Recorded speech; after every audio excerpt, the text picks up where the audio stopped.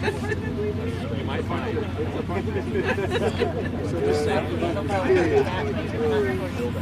Yeah. Try one, try it. Yeah. Oh, yeah. What comes you?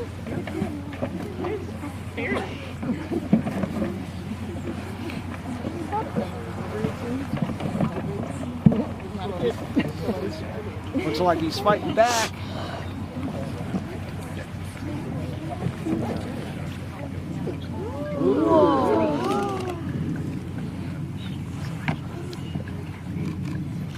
Okay, so we got two birds this size to release, and I'm just gonna walk around. Okay?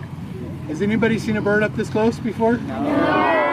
Yeah. Okay. And so, hey, we have to use our inside voice. Okay? So kind of quiet. But I want you, as we're gonna walk around, this bird was born in April, right? It's a red-tailed hawk, and you see how light the eyes are? As it gets older, the bird eyes actually go dark, and it'll go from having those light colored eyes to brown eyes. Okay? This bird was found near Dugway, not on Dugway, but it's been in rehab for several months. You can see right here, birds have a crop that's right here. See right there? It's a little bit of a bump right there. That's called a crop. And they do this, you see how it's looking right here? It's seeing maybe the yellow of a jacket right there. And they have really good eyesight. Birds have light feathers, and because this bird has been in captivity, the shape of the feathers are really important. As you get older and take science classes, you're going to learn about how an airplane flies, right? It's called the Bernoulli effect. And you have to displace air to fly, and these feathers create that, so that gives the bird lift. And as the bird flaps its wings, it gets lift, so it can fly, right? And so look how all of these feathers work together to give the bird lift so that it can fly. How cool is that? Can any of you fly? Helix. And this thumb right here is really, you see what happens there? When it gets a rabbit or a small mammal, a mouse, that's what it does. It grabs on like that with its thumb. Ouch. And they bite, they pinch. So this bird is, we think it's ready to go. And you put the clothes on? Yeah. I lost it. So we're gonna step back here, and I should start with this. This bird, we didn't get this bird out of the zoo, right? So it's a wild caught bird. I have no idea what it's gonna do. We're gonna release it that way. It feels to me like it's gonna fly away. But if it goes to the ground, or if it takes the left-hand turn and comes back this way, everybody just hold still, okay? It won't swoop at you. It wants nothing to do with us. But let's see what it does, okay? All right, so there she is. Brandon's gonna help me release. And like I said, we're gonna turn and we're gonna throw the bird that way. Yeah.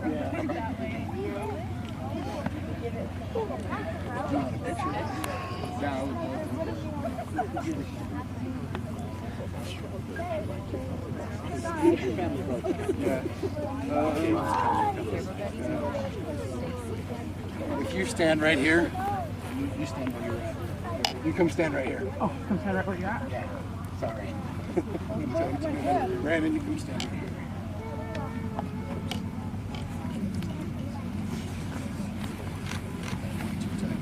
So he's going to chuck. I'm going to step back, and I want a picture of Brandon holding the bird.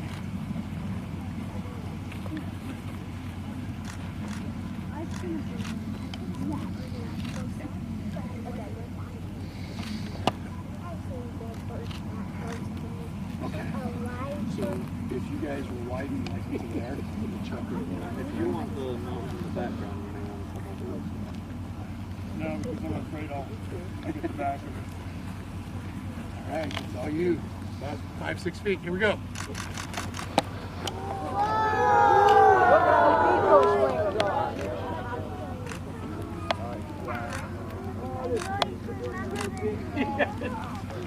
Ryan, don't start that. I'm calling Aaron. This is beautiful. Never guys.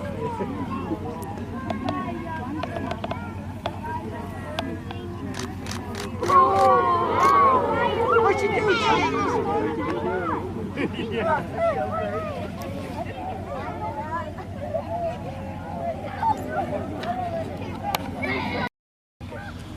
All right, so we're gonna release again, and everybody just hold still as it flies around, okay?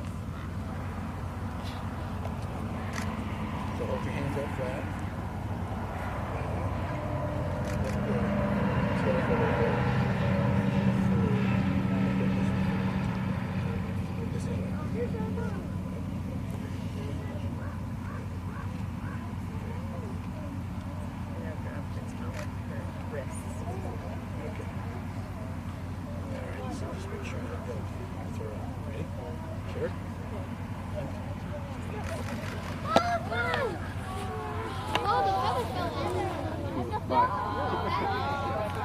I told you.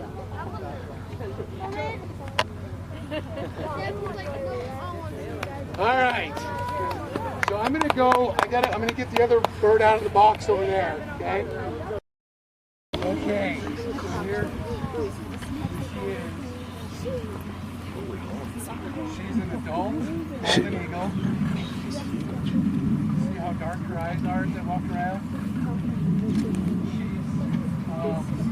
She's sexually mature, so she's more than 5 years old. Which means she can have babies. I don't think she's 10 years old, but she's more than 6 or 7 years old. That's as much as we can age them. Look how much bigger she is. As I talked about, Bernoulli effect on how you create lift when you're flying. Look at these flight feathers. You see how they're a little bit tattered on the ends? She's got a little bit of flight feather wear. But she's still going to be able to fly. Look at her eye color, and then look at her feet. And look how much bigger they are. You see this guy right here? This one right here, her thumb, her helix? That is the real deal there. See how big her feet are? She weighs about 12 pounds. Some of you may have heard we were going to do the release last week. But as we weighed her, she was a little bit too fat to fly. She'd eaten too many rabbits. So we had to put her on a little bit of a diet. And hopefully today she's really ready to go. In just a second, I'll answer questions, okay? Well, yeah, let's hear your question. Why are the top feathers bigger than the bottom? Yeah. I like that you're looking at the feathers. So each feather, you see these 3 feathers right here? Each feather has a purpose. And those top 5, 1, 2, 3, 4, 5 feathers, as she's flying, as she needs to adjust where she's going, she's able to tip those a little bit, and that helps her fly better. A lot of people will tell you that eagles mate for life, and it's called fidelity. They have a high mate fidelity and a high site fidelity.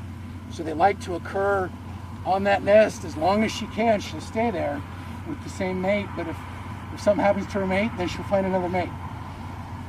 So, and that's just because, you know, it's her job to pick out baby eagles, right? Mom and dad will date in January and February, and then about in mid-February, she'll lay an egg. Everybody get a good look. You guys want us to come back here?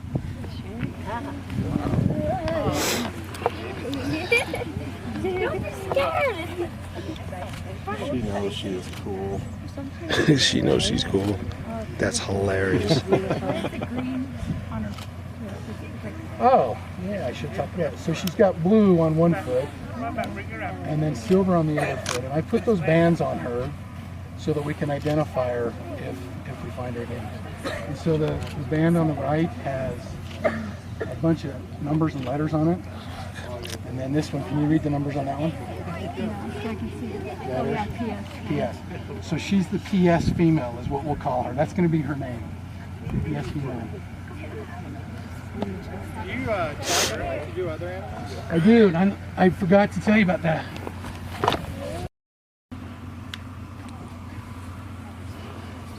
Okay, so we're gonna do this. If she goes to the ground, I'll see if I can pick her up, but hopefully we get her up there and she can fly away. It's really hard to fly where she hasn't flown for a while in the open space like this. We took her to a tennis court and flew her with a string, certain kind of string, and she did just fine. But see what happens. Yeah!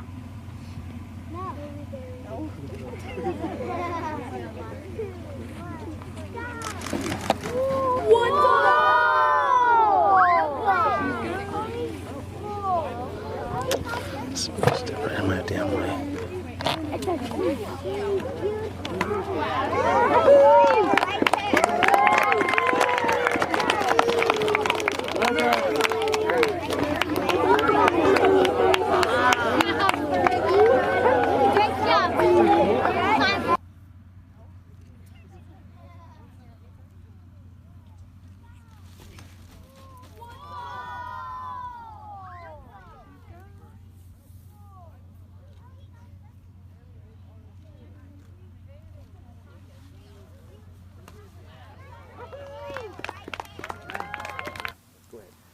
So Robbie Knight is my name, K-N-I-G-H-T.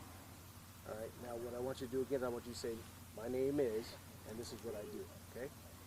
Or whatever. Okay. Ready, 3, 2, 1. My name is Robbie Knight. I'm a wildlife biologist for the U.S. Army at Dugway Proving Ground. All right, so what did we do here today? Today we released a golden eagle. She had been picked up about a month ago on this territory. We put her through a rehab process where we gave her a little bit of medicine, gave her some food, and allowed her to recover so that we could release her today. Do we know what happened to her? So I found her about a month ago. She was on the ground, and I'm not exactly sure why. But as we put her in rehab and we brought her through that process, she demonstrated that she was fully capable of being released to the wild. So tell us what the other two, there were 2 other birds that you released today. Give us a little insight on that. Yeah, so today we also released a couple of other birds. They were red-tailed hawk.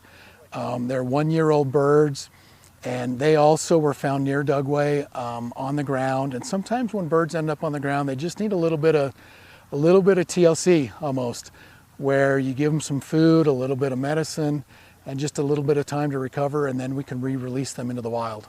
Why is this important to Dugway and our mission? So this is important to Dugway and our mission because we are also good stewards of the environment at Dugway. We actively test and train and support the military mission, actively taking care of the uniqueness of the mission out here. But as we do that, we also actively take good care of the environment. We're good stewards of the environment, and we actively seek to help the animals that occur out here and the mission play nice together.